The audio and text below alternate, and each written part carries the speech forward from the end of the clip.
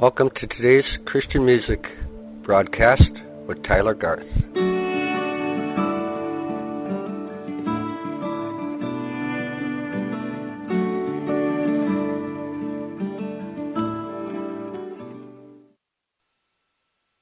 And hello, I am Tyler Garth with today's Christian music. And we should have Gary Forsythe with us shortly. Sometimes things happen in life that are beyond our control. And hopefully we will have him with us in just a few minutes. I first met Gary through a friend named Gene Schmidt when I was looking to work on an album. And he's down in the Nashville area. Singer, songwriter, runs his own recording studio, does plenty more, and certainly someone that anyone in the area that wants to forward their musical ministry would want to be in touch with. He has quite a history with other artists, with going back, I think, into the 1980s. He can correct me if I'm wrong when he joins us. And let's see if that's him with us now. Gary, are you with us? Hey, Tyler, how are you? I'm so sorry for the That's late all right. call. We understand things happen in life. Just be a shorter program. We won't be able to play a clip of that music, but to be able to tell people where they can go to hear it. And I was just telling the people that I first met you through Gene Schmidt when I was looking to record an album. And actually, I have to correct myself. I actually first met you when you came to speak at a CSMI national conference, the yearly conference down in Gatlinburg, Tennessee. And I remember the theme of your talk. You were speaking to us from the perspective of a producer, and you said it's about the song. Do you remember that talk you gave us? Did. You said it's all about the song. Well, we might say, well, of course it's the song. Well, you mean it's the message in the song. Could you reiterate just a snippet of that? Yeah. Then we'll get into a little bit more about yourself. Yeah, as a songwriter, it's a craft, and it is a challenge to write a great song. Yes. And it's hard work, and it's also hard to find great songs. And my point was that most artists who are not songwriters, or even some of the artists who are songwriters,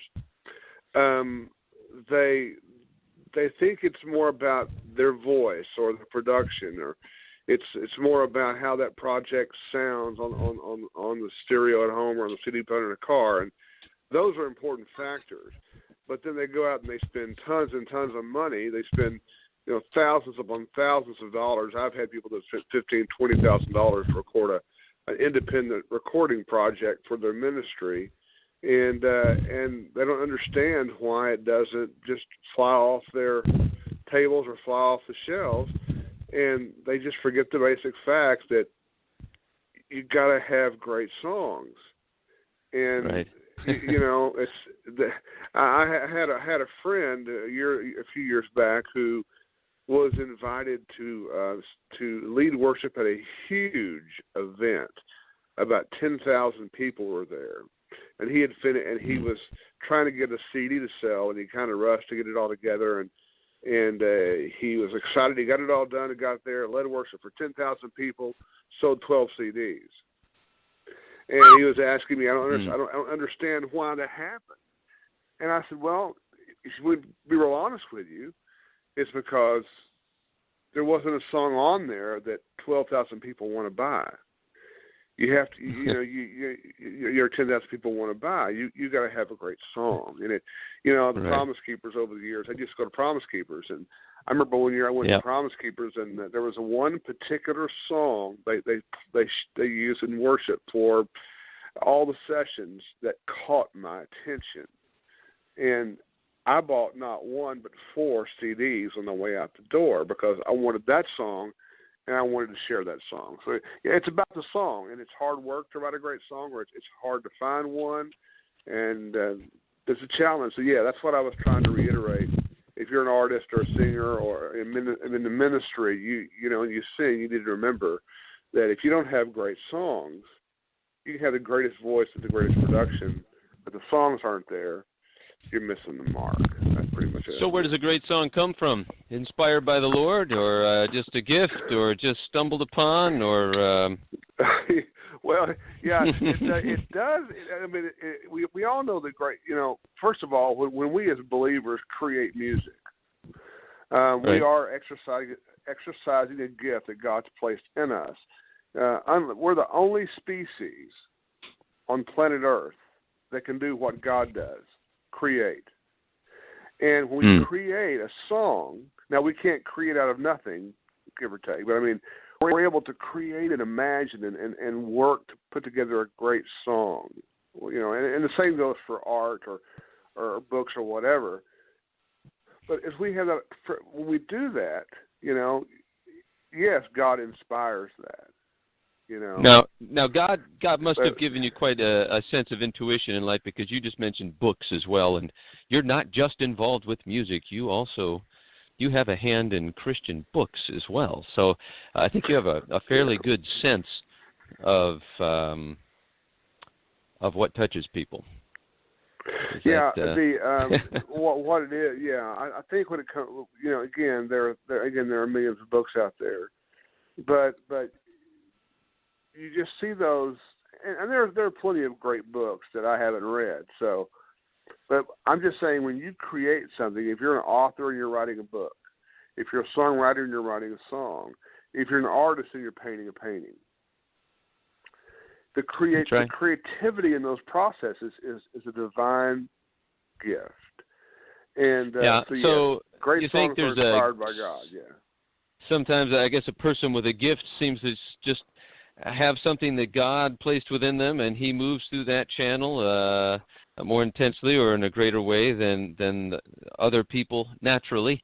You know, I'm not a songwriter, at least at this point in my life. I'm not a I've been told I ought to write maybe books and that type of thing, but you know, I've never written a poem, and not one time God came on me and it came through me and I wrote a poem. So anyone could have a good song or a good book, but it seems that there's people who've been gifted with it, and even then, though, that they need to put it in the Lord's hands so that it's His handiwork, because that seems to be what's going to touch people. But you know, I don't want to take up the whole time on that one vein, because I want you to tell the people a little bit more about yourself, the journey that got you to that point, maybe to be able to speak on those things.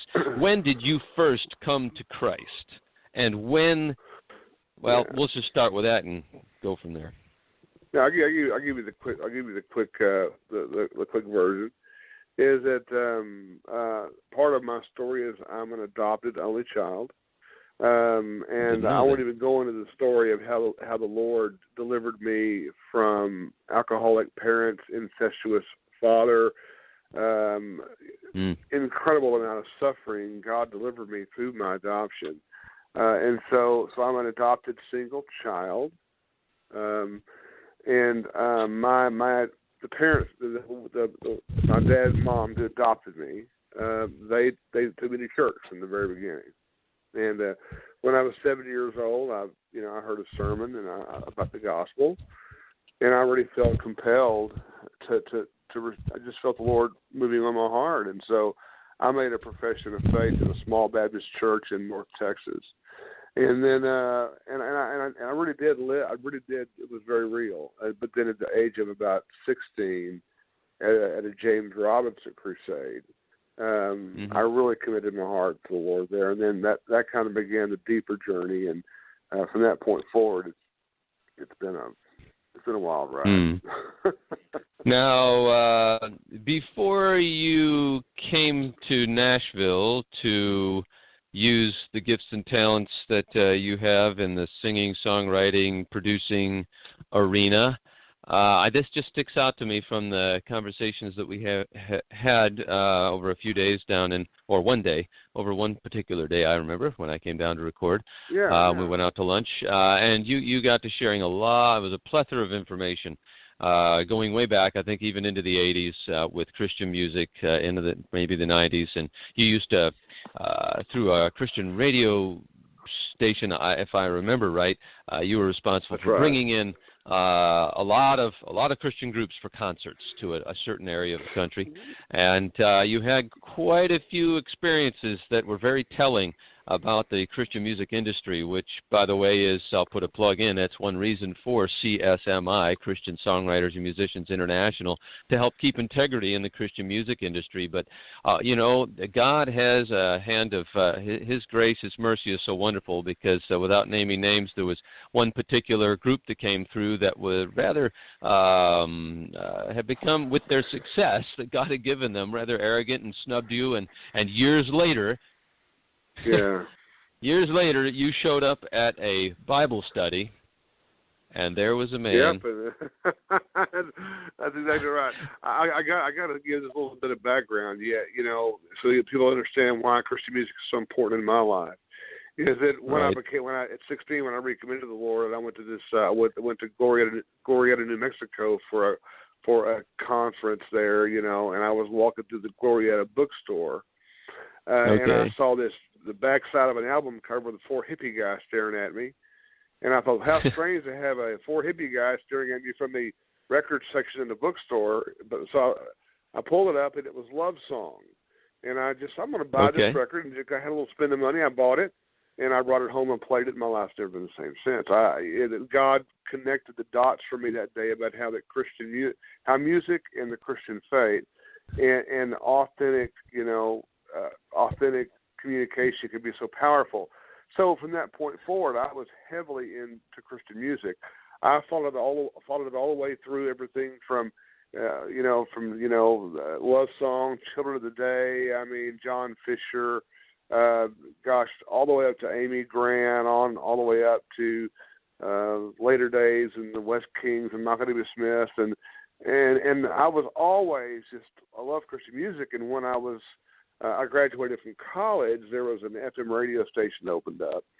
There needed a manager, and I had no radio experience except for some AM radio experience, a little bit of that. But I had a vision for what music programming should look like, so they hired me. And I was the manager at this station. It was KMOC-FM in Wichita Falls, Texas. I managed it for 15 years. And during that 15 years, because I believe that the best way to encourage your listeners wasn't to beg them for money all the time, and it wasn't to spend all your money on begging for money. I believe the way you encourage listeners is you brought them great events. And so we brought in lots and lots of concerts. Everybody from Cynthia Clausen to Steve Camp to Phillips Craig and Dean to Stephen Curtis Chapman, and over the years, tons and tons of different people. As a result of that, yes, I can tell you, I can tell you quickly a quick example of what's great when I brought Michael Card in to play for the third of 3 times. Michael came in and he got off the bus and he said, "Hi, I'm Mike," and they started loading in the gear. He didn't hire roadies. And then when it was all said and done, we're driving around in the car later that day, and he was telling me, he was going, "Hey," he said, "you know what?" He said, "whatever I can do to serve you guys is awesome," and talked about his own struggles personally with me. And then on top of that, the greatest compliment ever given to a Christian artist, when the bus driver who I was taking over to the hotel said, "I've driven for every country and rock star you could just about think about, because I've been a bus driver for 40 years. He said, I would drop anybody I'm booked to drive for Michael Card." Well, that's the good thing when the bus driver wants to work for you. And then, yes, I had some bad experiences, and the industry has a corrupt side. It does. Yes, and he showed up one day you would have never expected years later, maybe one of the most extreme of those cases, and the person pretty much responsible for it was sitting across the room in a Bible study, and Yeah, it was. Yeah, don't I know you? I won't say the group's name. Yeah, but they came in and were very, very difficult to deal with, and I had to get pretty firm with them. And it was a 3,000 seat auditorium and a big production, and actually there were two. The one you're thinking about actually was an individual artist who got really, really famous over a particular song, and years later I was sitting across the room from the manager who. I had signed a contract for this artist to come to town. I'd agreed to pay him so much money, and I signed it about 9 months prior to the event. And about 3 months prior to the event, he had a big break on a big song, and it went worldwide. And all of a sudden, they called and they made me change my contract or threatened to not come. And so, years later, I'm sitting in a men's group across from the gentleman who spearheaded that little coup. And we had quite a fascinating conversation at lunch afterwards. And actually, I would say in some ways became friends after that. But we did, yes. And so it just speaks of God's. We believe in redemption, also, don't we? I'm sure thankful because any one of us could go any of those directions, and we would sure hope that someone would have mercy on us and someone would pray for us. But Gary, because of our shortened program today, which I'm just going to say, if it's all right with you, I'm gonna schedule to have you on again real soon. Maybe even we'll throw in an extra program next Sunday. I don't know. I'll have to talk to someone about that. There's too much to miss, and we don't need to tell the people what the situation was. It was just a situation, and they come up. And no, it's okay. Why don't you? It's called going to the pharmacy to get some medication for your sick spouse, and the guy being slow. Right. Okay. Well, we have about 2.5 minutes left, just over that. And God's, helped you with music and ministry through that. Tell people where your site is, and perhaps just quickly about your studio and about your own going out and ministering, how they can get a hold of you in a nutshell. Well, I have a website, and of course it's my publishing company is called Collision Point Publishing. Collision Point Publishing, all one word, and the website is www.collisionpointpublishing.com.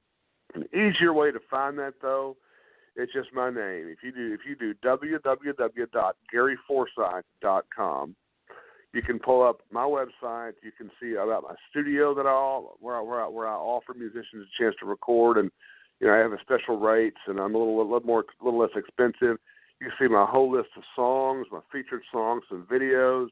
You can even see a project we just released with a singer named Paul Dingler.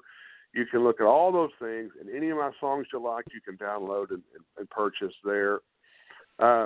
So it's Gary Forsythe, GaryForsythe is how you spell my name. .com. You can go there, and of course, then if you beyond all that, you can go to you can look for me on Facebook, Gary Forsythe in Nashville, Tennessee, or Franklin, Tennessee, actually, or you can look for Collision Point Publishing on Facebook as well. If you do go, if your listeners that go there, please email me and tell me that you heard me here, and I'll send you a link to a free download. Love to connect, and that's what we do. And my featured song this month is one called "I Will Not Be Moved." And maybe next time we get together, I can actually be on time like a professional person would do. That's all right. You're a professional person, brother.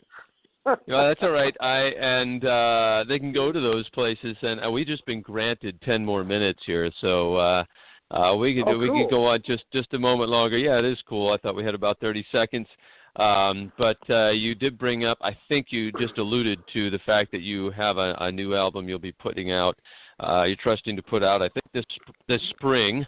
And what did you say the name of that was, or do you not have a name for that yet? Yes, I've got a personal collection of songs coming out in the spring and the project's called Time Flies. And just to clarify, I write all styles of music. I've written with certain artists who record songs we've written. I mean, not any major artists. I do have some publishing in the kids pop market on Brentwood Benson Music. So there's a lot of kids projects that I have music on. But what I do now is I write everything from worship to what I would call positive country.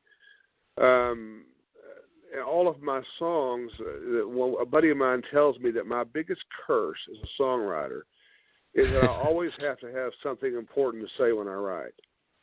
And that's not how the industry works anymore. You make it shallow, make it quick, and make it sound hip, and you can sell it.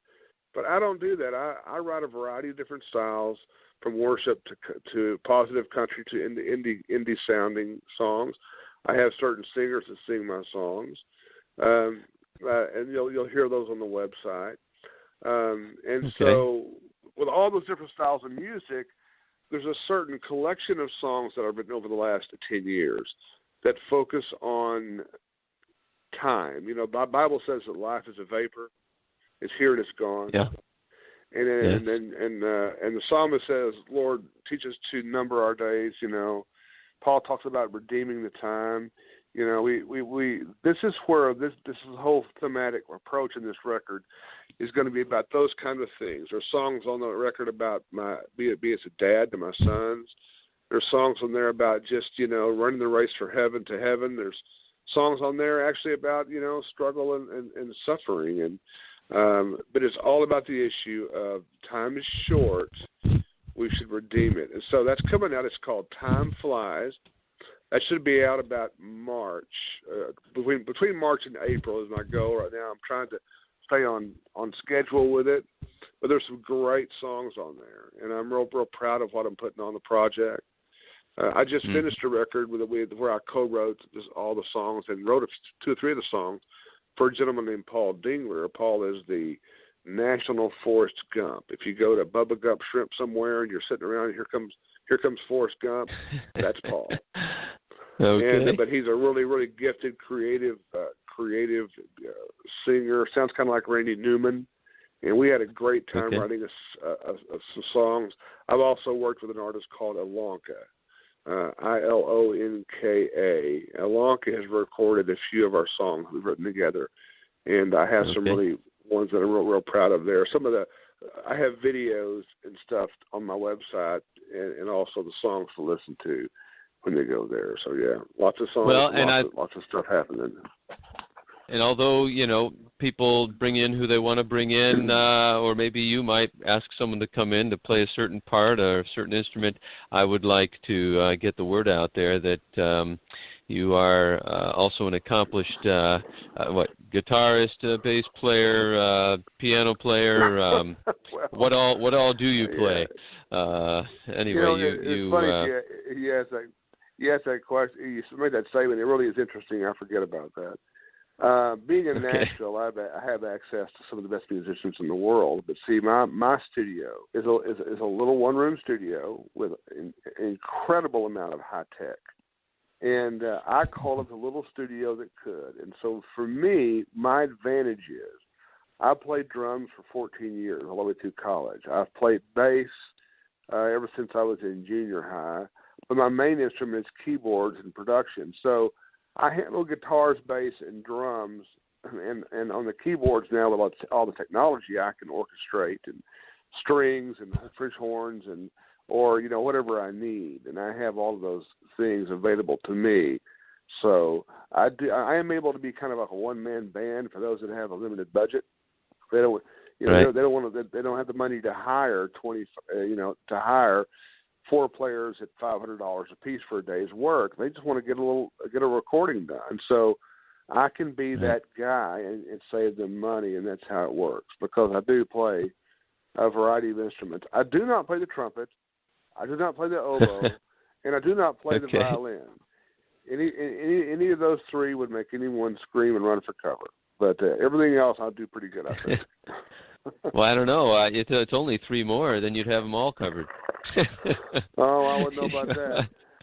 But I will say, you know, working with you in 2016, you got a chance to work with me, and I enjoyed working with you, and we got a good project out there, you know. And so I am I try to do about 3 to 4 projects a year. I have a real job, you know. I have to go work at I work at HarperCollins Publishing, and I have a real job, where I have to do that stuff during the day, and benefits. Everybody benefits, but I really love engaging people and helping them make their musical dreams come true. And so I offer those services that are featured on my website if you want to look and see what those are. Yeah.